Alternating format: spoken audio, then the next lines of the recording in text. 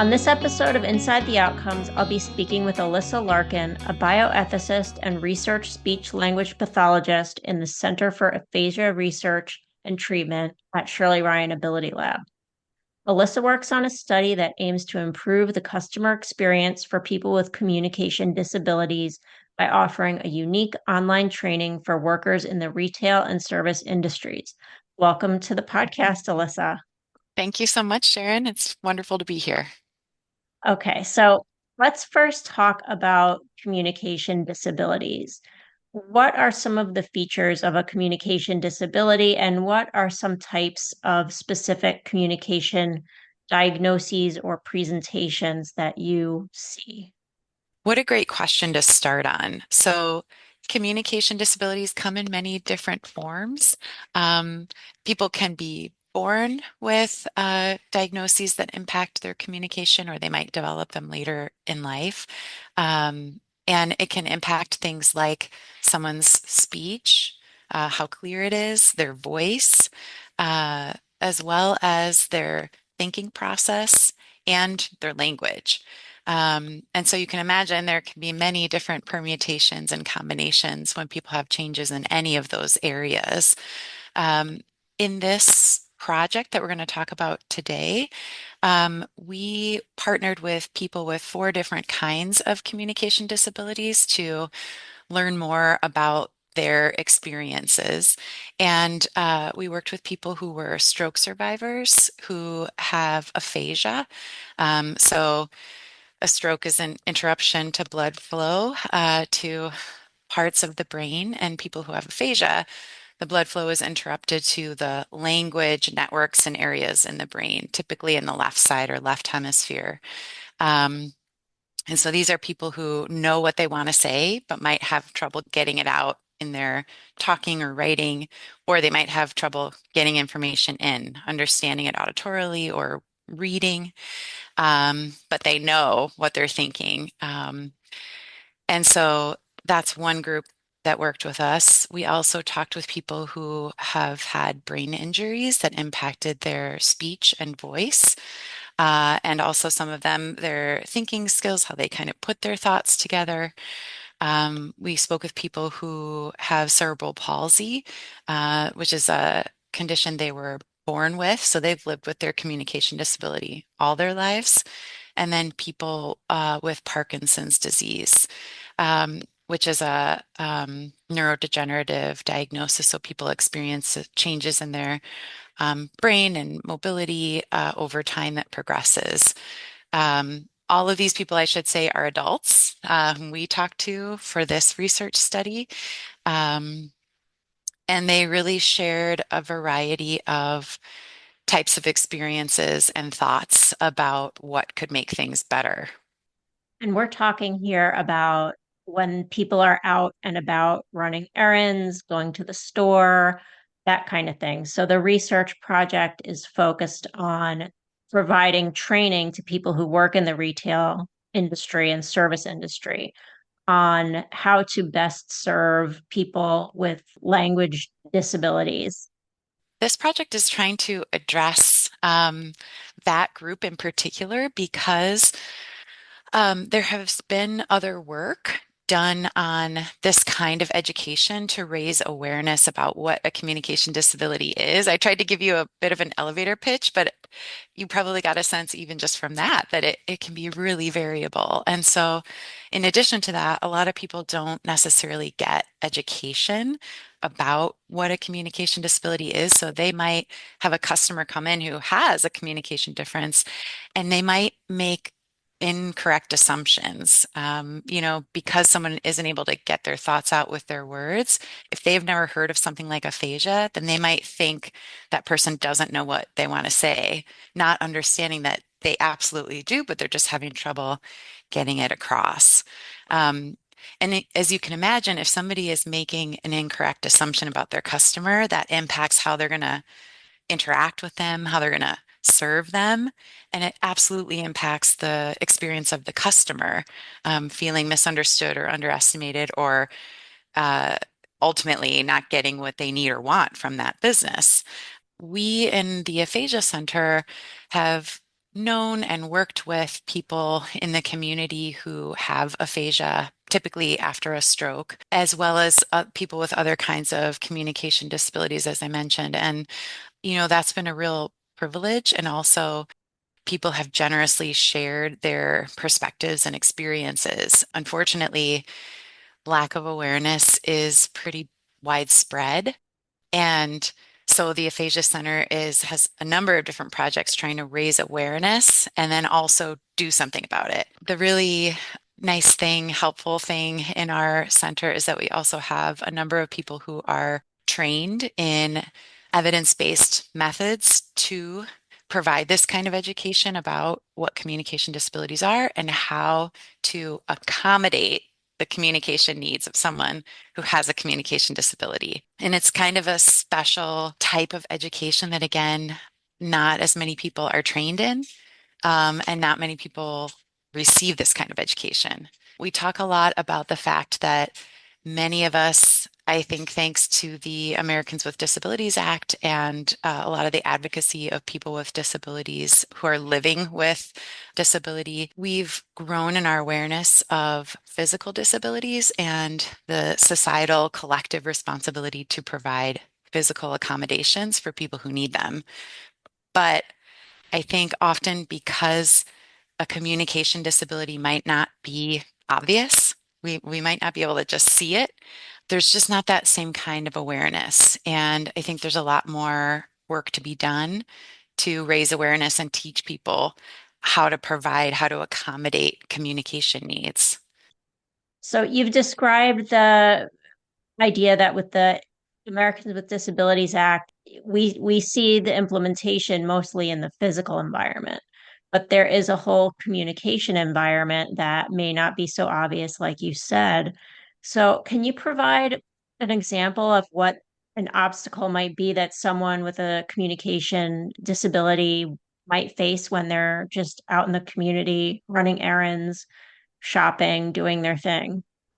Yeah, actually, that brings to mind a particular example that one of our community members shared, where she had a number of errands to run in her day. So she needed to go to a bookstore, a pharmacy, a gift shop, and all of that before meeting her best friend for dinner that evening.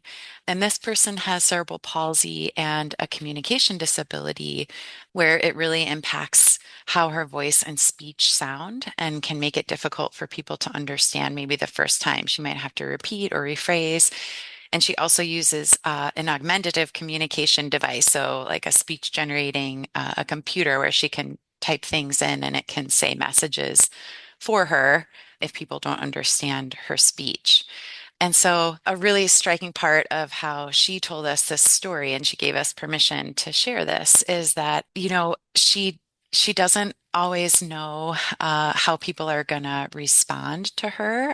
If they have difficulty understanding, she might have to repeat herself multiple times, multiple ways to be understood. And she doesn't always know what kind of attitude she'll encounter or, how willing a person will be to sort of work with her. So she said in the past, when she went to that bookstore, the employee there kind of ignored her. And she said that when she goes to that pharmacy, she often has to take a lot of time to communicate just one idea in multiple ways because the pharmacist is often really pressed for time and often doesn't understand the first time, or they may not be like looking and really concentrating on her as they're listening. And often in the bookstore or the gift store, she said there's a clerk there who often kind of talks down to her, even though she has a master's degree. But these are the places in her neighborhood that are most convenient for her to go. So these are the places she's going to go to despite those experiences. But would she like it to be better? Absolutely. The other piece of her story that I think was so striking is that she budgets a lot of time for these errands because she doesn't know who she's going to encounter or how the interaction will go. So for myself, I think about if I'm doing multiple things, like if I'm trying to pack in three different errands like that before heading to a restaurant, for example, I might give myself, I don't know, maybe a couple of hours, right? She told us that she budgeted 5 hours to do these simple errands, in part because she just didn't know how the interaction would go. So I think that says so much about not only how it can feel in these interactions when they're not going well, but also the real cost in terms of someone's time. So you mentioned that there is a significant time cost that might be associated with running typical errands for someone who has a communication disability, but there's also a cost to companies that fail to provide service to people with communication disabilities. Can you talk a little bit about that? There are an estimated 33 million people living with communication disabilities in the US currently. So that's a lot of potential customers from a business standpoint. And according to Nielsen Research, consumers with disabilities in general represent a $1 billion market segment. And when you include their families, friends, and associates, that total expands to more than $1 trillion. So you're right, from a customer base standpoint, certainly it seems like it would be of interest to businesses to learn how to accommodate the needs of those customers and those many customers and keep them happily coming back to their establishment. Well, that leads me right back to this project that you are a part of. I know that it's funded by the National Institute on Disability, Independent Living, and Rehabilitation Research. So, can you tell us a little bit more about the research project itself? Yes. So this is a multi-phase study, and we're in the second phase currently. So the first phase was we held focus groups with community members with those four different types of disabilities, stroke-related aphasia, cerebral palsy, brain injury, and Parkinson's disease to understand their experiences. And we also talked with members of the business community to understand their side of things. And we took that input in addition to our experience as educators in this area and put it all together into an online training that has these micro learning modules. The businesses made it clear that it needed to be sort of quick, very accessible, and engaging. And so we took the lived experience expertise and put that into these kind of quick, hopefully easy to understand learning modules. And most of them also include videos that people with communication disabilities from the community actually acted in. So we developed scenarios like many of those that they shared with us that they had experienced, and then acted them out with them in kind of a what not to do and what to do, how much better it can go when you accommodate someone's communication needs. And that process was so meaningful, and we got ongoing input from them just creating those videos. And I think watching them back too, it's really powerful. You feel it right away, the difference that communication accommodations make. And the phase that we're in now, the second phase, is actually the recruitment and launch phase. So this is a really exciting time to be doing this interview because this is when we're starting to reach out to businesses and community members to get folks enrolled. And so one other part I think that's really unique about this study design is that we are asking community members with communication disabilities to identify businesses they think would benefit from a training like this, where they go and they've had maybe less than optimal experiences, and they're going to help us reach out to these businesses. So I talked to someone the other day and I was just starting to describe the study. And before I could even get halfway through, he said, "Oh, please come with me to and he named grocery store, pharmacy, and this local pizza place that he really likes." And so, we're really hoping that it will feel empowering to the community members to be identifying these places and offering this training, and that the businesses will feel also, interested and hopefully enthusiastic about getting this training for their employees. We're offering it for free because it is a research study. We have two different sort of tracks of training.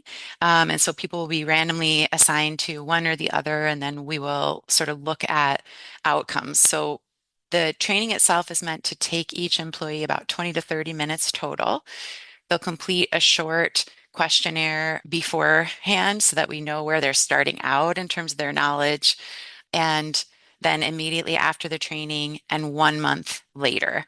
And our hope is that we'll be able to see changes both from the training and hopefully after a month of maybe implementing some of what they've learned in their customer interactions.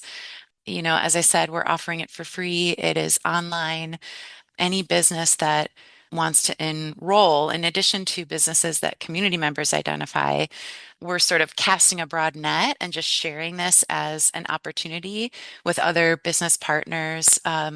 Through Shirley Ryan Ability Lab, we have an amazing business team, a group of businesses who have partnered with our organization for a long time, and especially our vocational rehab team, to advocate and to promote, you know, education, employment opportunities.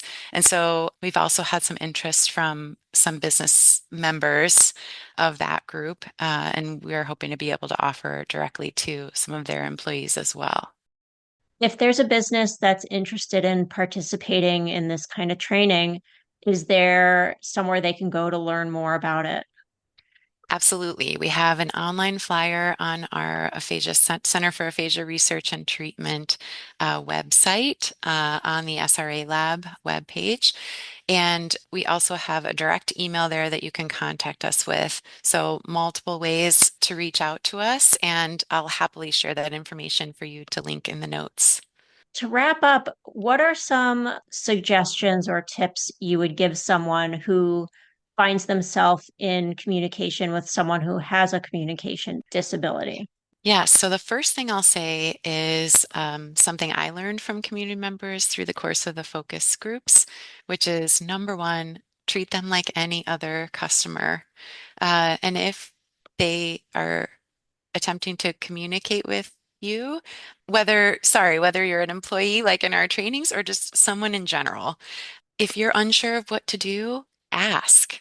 I think we can feel uncomfortable when we think we are supposed to know what to do and we don't. And then it can lead to awkward, just try whatever you can think of. And it can be really respectful to just acknowledge that you're not sure. And this comes from the teaching methodology that we use to acknowledge a person's competence, even by simply saying, I know you know what you want to say. I'm sorry, I'm not understanding. Can you help me so that we can figure it out together? And hopefully, then that person will be able to provide some guidance. Maybe they need you to write something down instead of just saying it, or you can point to things together. Maybe they can write or use a device, or they might have other strategies too. But I think starting from that place of humility, and we talk about communication as a partnership. So just thinking of yourself as a partner. And, if you're going to tackle anything with a partner, you're going to try to do that in a collaborative way. So just trust yourself to be sort of doing that team approach, and trust the person with the communication disability to guide you. Well, this has been a super interesting episode. Thank you so much for being on. And I will link in the show notes to more information if organizations want to get involved in the study and participate in the training or have their employees participate in the training. So thank you so much. This has been just great. Thank you, Sharon. It's been a pleasure and such a wonderful opportunity to get to talk about this project that we're so excited about, and especially at this point where we're launching this next phase. So thank you again for your time today and for this opportunity.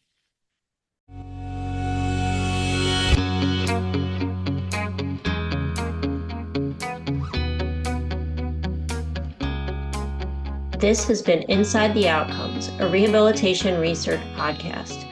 This podcast is produced by the Center for Rehabilitation Outcomes Research at Shirley Ryan Ability Lab. It's supported by grants from the National Institute on Disability, Independent Living, and Rehabilitation Research. This is Sharon Parmet, your host, signing off.